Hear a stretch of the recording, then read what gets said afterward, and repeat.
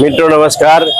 આજે સમગ્ર ગુજરાતમાં સમગ્ર ભારતમાં અને આજે વલસાડ જિલ્લામાં પણ ભારતીય જનતા પાર્ટીના માધ્યમથી આજે આપણા દેશના બંધારણના ઘડવૈયા જેમણે બંધારણ આપણને આપ્યું છે એવા બાબા સાહેબ આંબેડકરની 135મી જન્મજયંતિ નિમિત્તે આજે અમે એમને પુષ્પાંજલિ કહીને એમને ચરણમાં વંદન કરીએ છીએ।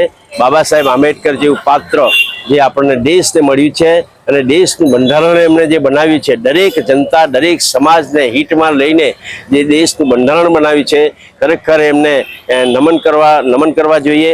આપણા દેશના વડાપ્રધાન આદરણીય નરેન્દ્રભાઈ મોદી સાહેબ પણ બંધારણના પૂંજારી છે અને બંધારણ માટે બધા સરકાર નીતિ નિયમનું એમને પાલન કરાવે છે, કરે છે।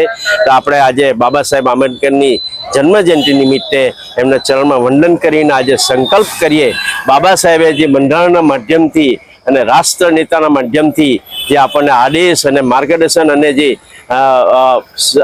કામ કર્યું છે એમના આદેશના અને માર્ગદર્શન હેઠળ આપણે ચાલીએ એવા સંકલ્પ કરીએ અને ભારત દેશને આપણને ક્યાં સર્વોત્તમ સ્થાને જાય એવા માટે બાબા સાહેબના આદેશના સિદ્ધાંતને આગળ લઈને આપણે ચાલીએ એવી સૌ નાગરિકોને અપીલ કરું છું। આપણે સૌ એમનો અમલ કરીએ એવી વિનંતી કરું છું। આભાર। ભારત માટે।